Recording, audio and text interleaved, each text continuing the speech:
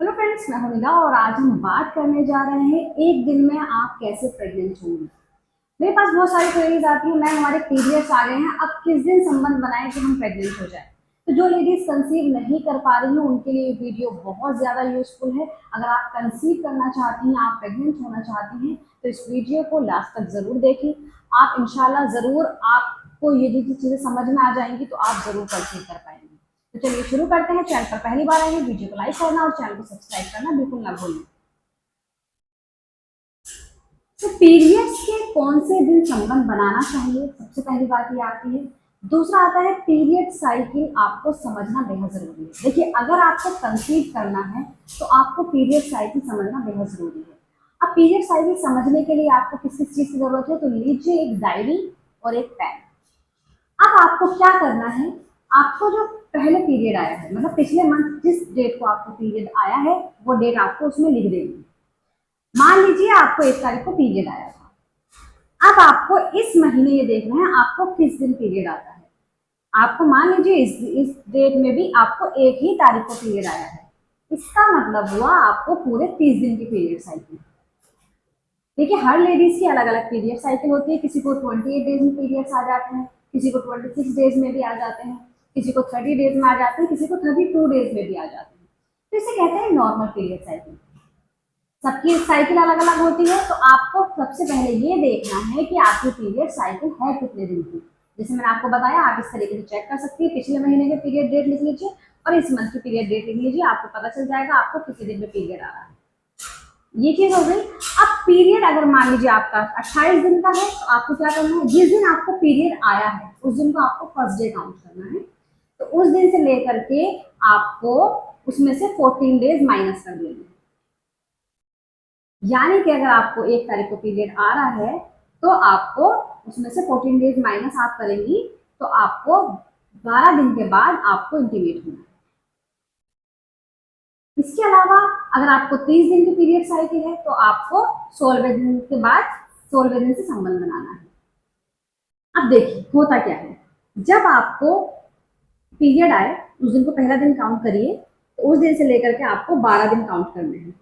जब 12 दिन कंप्लीट हो जाए, 12 दिन के बाद जो 13वां दिन है उस दिन आपको संबंध बनाना है हर ऑल्टरनेट डेज में। वो इसलिए क्योंकि देखिए आपका जो ओवुलेशन है वो 14, 15, 16, 17 इन दिनों के बीच में कभी भी हो सकता है।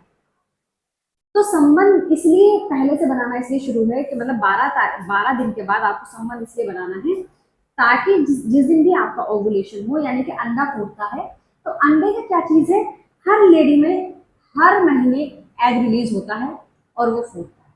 तो जो अंडा है वो सिर्फ 24 घंटे के लिए ही जिंदा रहता है, उसके बाद वो अपने आप खत्म हो जाता है। जिस टाइम पे वो जिंदा है उस टाइम उसको स्पर्म मिलना जरूरी है।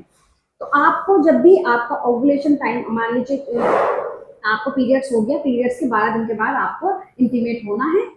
एक दिन छोड़ के फिर इंटीमेट होना है, एक दिन छोड़ के फिर इंटीमेट होना है। वो इसलिए एक दिन छोड़ने का मतलब ये है, देखिए जो स्पर्म है वो आपकी बॉडी में जाकर 3 से 4 दिन तक जिंदा रह सकता है, जबकि अंडा सिर्फ एक दिन रहता है। तो अगर आप पहले भी अगर इंटीमेट हुए हैं, मान लीजिए अगर आपको 16 तारीख को ओवुलेशन होना है और आपको 14 तारीख में आप इंटीमेट हो गई हैं, तो जब 14 तारीख में आप इंटीमेट हो गई है तो आपकी बॉडी में ऑलरेडी स्पर्म होगा। जैसे ही अंडा टूटेगा, अंडा और स्पर्म मिल जाएंगे और आप आसानी से कंसीव कर सकते हैं। ये आपको समझ में आ गया। आपको हर ऑल्टरनेट डेज यानी कि एक दिन छोड़ के उससे अगले दिन इंटीमेट होना है ओवुलेशन टाइम पर, ये आपको करना है। ये आपको समझ में आ गया। दूसरा, ओवुलेशन का आपको कैसे क्या क्या सिम्टम्स नजर आएंगे। आपका ओवुलेशन होने वाला है, पीरियड्स के बाद आपको 12 दिन के बाद आपको देखिए आपकी बॉडी थोड़ी सी टेम्परेचर बढ़ जाता है, आपको ऐसा लगेगा फीवर जैसा, मतलब बॉडी टेम्परेचर थोड़ा हाई हो जाता है। वैसे बॉडी टेम्परेचर आपका बढ़ जाता है, थोड़ा गर्म गर्म बॉडी फील होती है, तो समझ जाइए आपका ओवुलेशन हो रहा है या होने वाला है। दूसरा सिम्टम इसका होता है आपको थोड़ा म्यूकस, आपको वाइट डिस्चार्ज आपको ज्यादा होता है उस टाइम पर। आपको इंटीमेट होने का बहुत ज्यादा मन होता है, संबंध बनाने का मन बहुत ज्यादा होता है उस टाइम पर।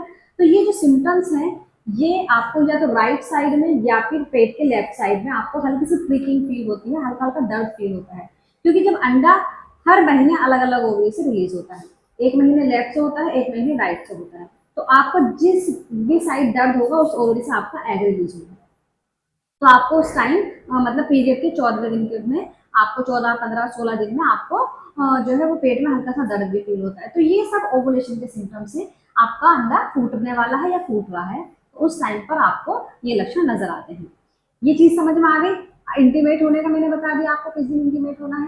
पीरियड्स होने के 12 दिन के बाद से आपको ऑल्टरनेट डेज में आपको इंटीमेट होना ही होना है 10 दिन तक। अब ये इंटीमेट होने के बाद आपको एक चीज ध्यान रखनी है, जब आप इंटीमेट हो जाएं तो आपको हमेशा पैर ऐसे ऊपर करके, दीवार के साइड पैर ऊपर करके आपको लेट जाना है। इससे आपको काफी फायदा होगा। और दूसरी चीज, आपको यूरिन के लिए नहीं जाना है। बहुत सारी लेडीज कहती है मैम हम यूरिन आ जाता है उसके बाद हम जा सकते हैं, नहीं, आपको कम से कम 5 से 10 मिनट तक ऐसे ही लेटे रहना है।